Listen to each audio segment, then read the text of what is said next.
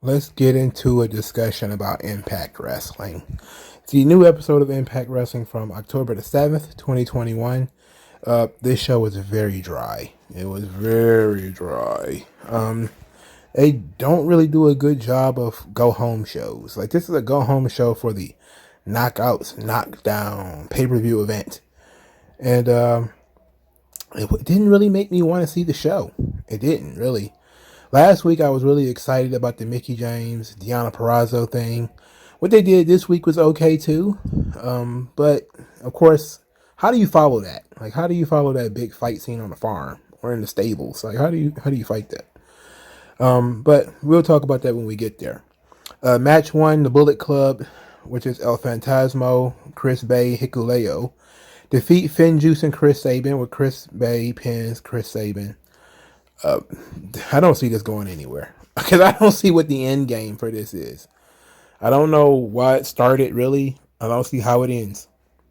So Josh Alexander, he said that tagging with Christian should have been an honor, and it still is, but at Bound for Glory, he's going to find out, well, they are going to find out who is the real face of Impact Wrestling, and that he's been studying Christian his whole career, but tonight, he's going to have the best seat in the house as he scouts Christian from the ring apron. So, okay.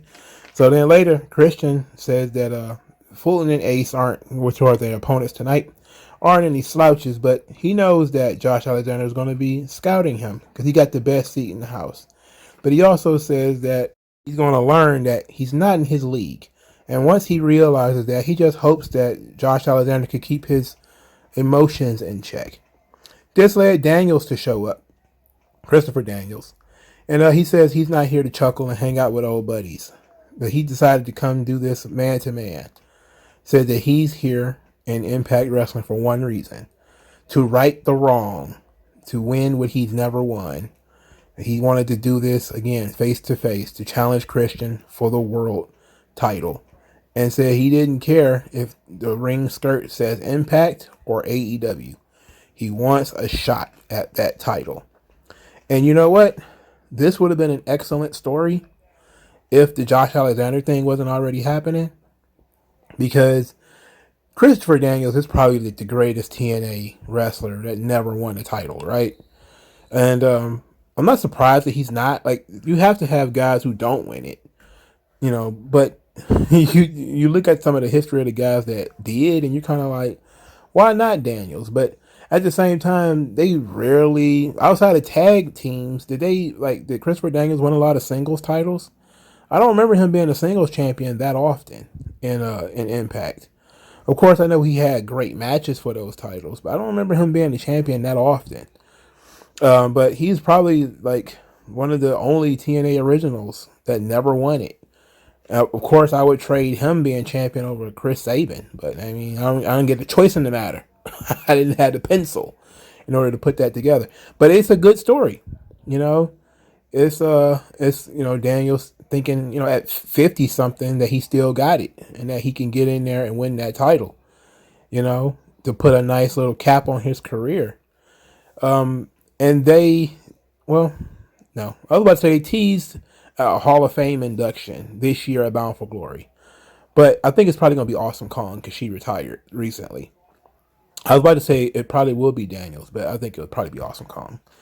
So, of course, Ace Austin and Madman Fulton lose to Christian Cage and Josh Alexander because, of course, they do. Because all Ace Austin does when he's hanging out with Madman Fulton is lose. The only interesting spot in this match is that Josh Alexander actually picked up Madman Fulton. I'm talking picked him up in like a torture rack, and did like a helicopter into a power bomb, which is an interesting spot.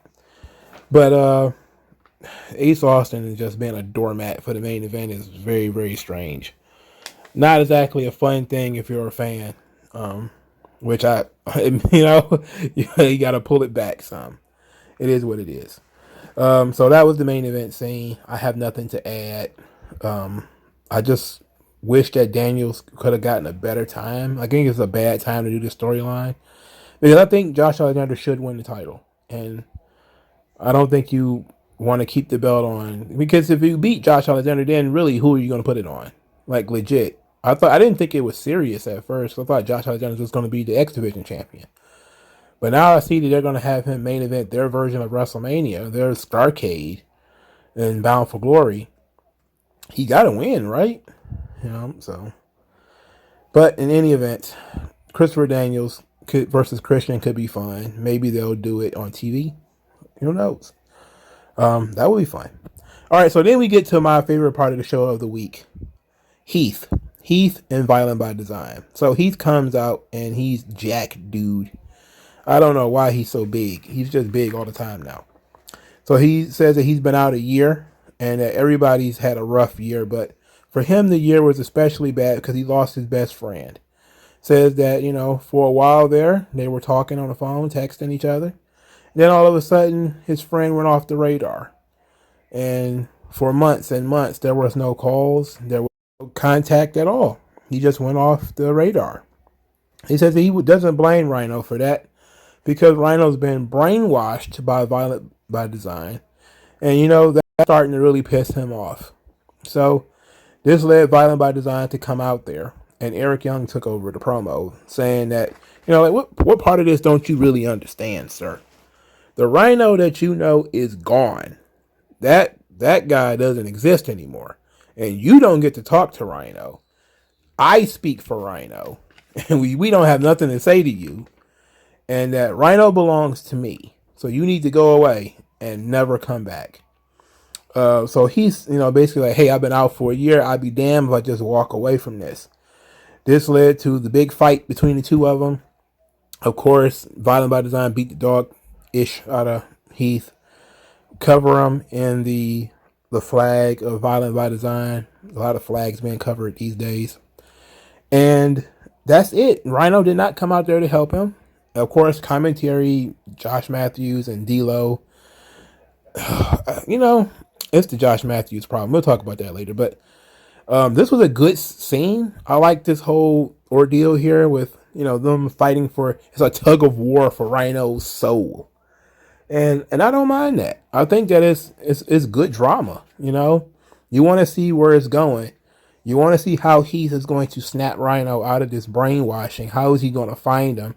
Is he going to go out looking for him? And they're going to do vignettes out on, maybe Rhino's doing something like when Triple H went to find Shawn and he found Shawn was a fry cook or something like that. Like, they're not going to do anything like that because that would be very silly.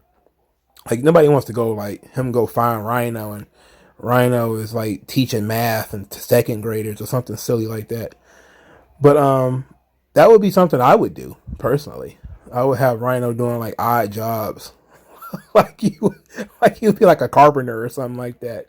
And Heath would be like, man, I've been looking for you everywhere.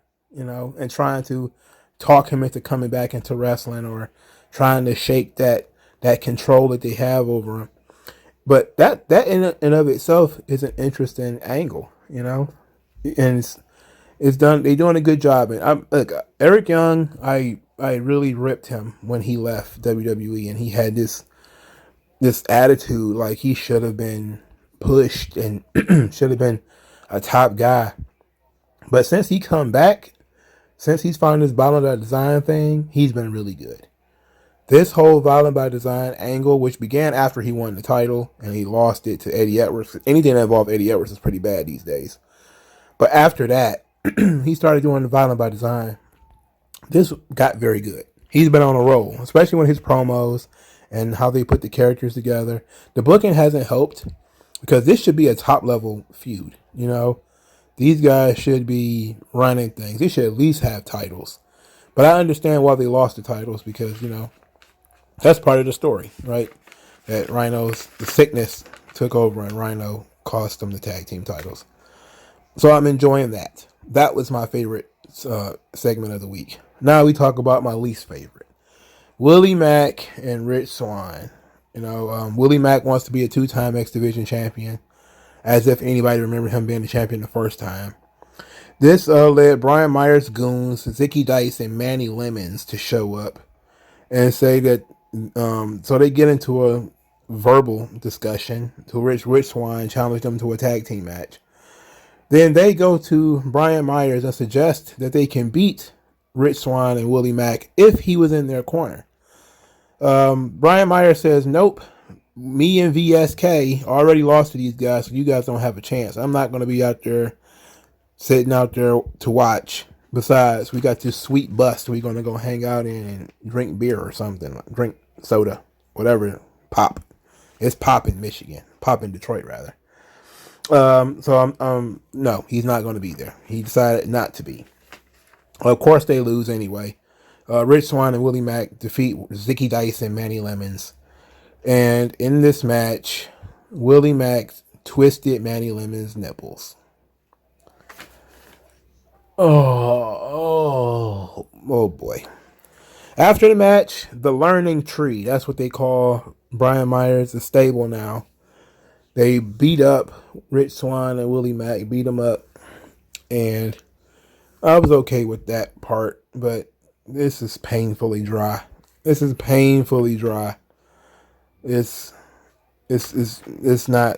good at all. Speaking of not good at all, 6-woman tag, Kimberly and Brandy Lauren plus Lady Frost versus Mercedes Martinez making her Impact debut, Tasha Steelz and Savannah Evans. So Tasha Steelz actually pinned Kimberly. So you got your demon twins or your demon women, and they lose to roll-ups and stuff. That's how we do. It's a bad week to be some supernatural female wrestler. You lose to just like average Joe. She got beat by Tasha Steelz, for Christ's sake. But they were doing a can they coexist between Mercedes Martinez and Tasha Steelz. They got into an argument post-match. Then Alicia Edwards came out of nowhere and started blasting Kimberly and Brandy Lauren with kendo sticks, just beating the hell out of them. It took me a second. I was really like, what is going on? Why? Then I remember Alicia Edwards was hanging out with the swing man in the casino, and the swingerella did get kidnapped by Kimberly and Brandy Lauren.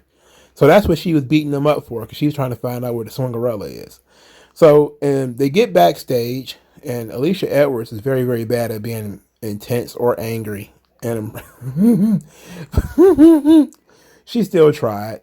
And she wants to fight Kimberly because she wants to know where Swingerella number 3 is.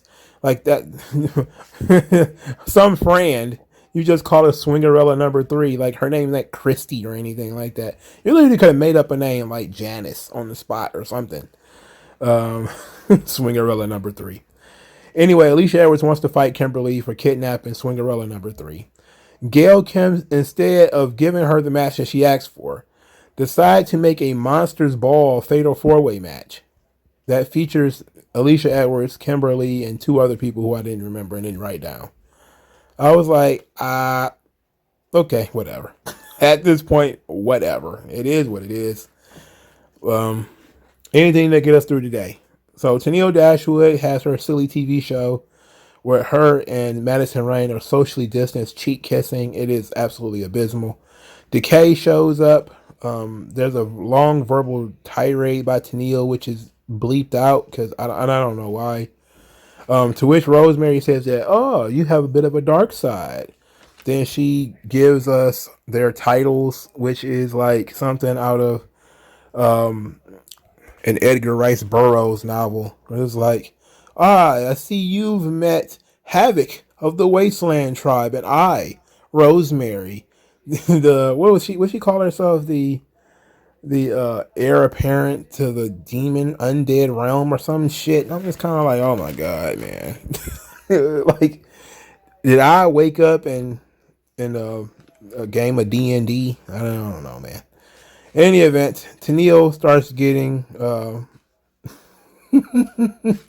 she starts getting hives because Rosemary apparently is just a vessel for whatever is within her, the demon within her, and is talking about taking over a new vessel such as Tenille Dashwood, and just talking about it gave Tenille hives. So she ran away. But the funny thing about this is shortly after Decay showed up, they didn't want no part of them. They told them to get out of there. To which Caleb told them that they were shadow banned. He doesn't do shit, but he makes me laugh because he's silly and he says these crazy things that are kind of topical at the same time. They're really stupid.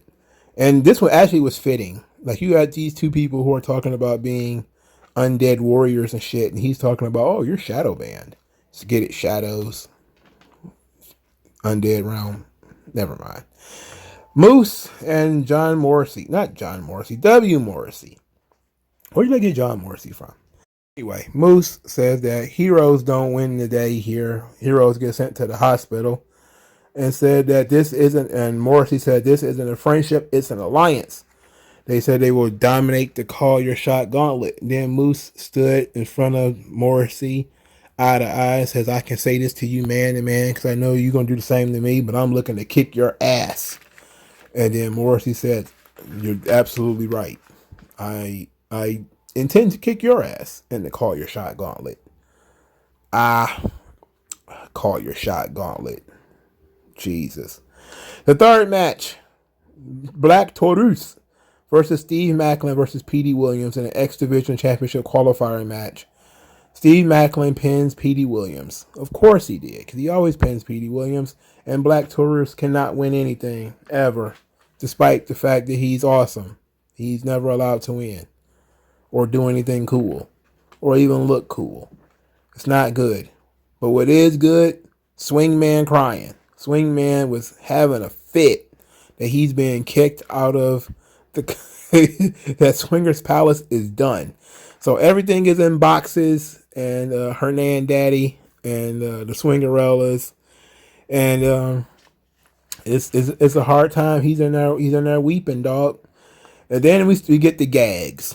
What are the gags? The gags is Johnny Bravo pulls out a poster, and it's a big Dixie Carter poster.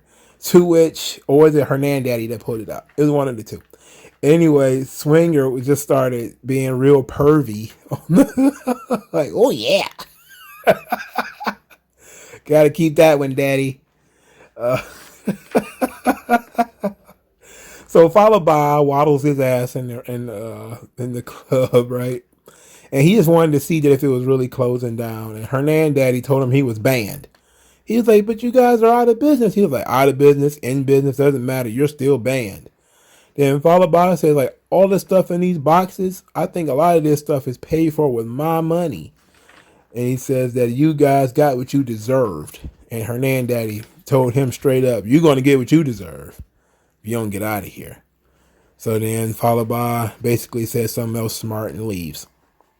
So then Johnny Bravo finds it was a swingman maybe that found a giant Jeff Jarrett poster. He says, did we win this in a bet? And Johnny Bravo was like, no, we won it in a lawsuit. The Jeff Jarrett poster was of his DVD box set, which I actually have, by the way. I have a very small set of TNA DVDs. I have like the Jeff Jarrett. I have the Raven set. I have one of the Sting sets. I have the AJ Styles set. I got a couple of pay-per-views, like 2, maybe. So I probably got like less than 7 TNA DVDs. And I used to collect DVDs. I've been meaning to get the Samoa Joe box set, but I'm pretty sure it's expensive as hell now. I don't want to break the bank on that joint. I'll probably stumble across it one day out here in the world. Somebody who don't know what it's worth, and I'll be able to pick it up and be able to have something. All right, so what else do I need to talk about here? Okay, so the last thing to discuss is Deonna Purrazzo. So because Deonna Purrazzo tried to drown Mickey, because she tried to drown Mickey James in a bucket. The previous week, she was getting a very strongly worded conversation with Gail Kim and Scott D'Amore.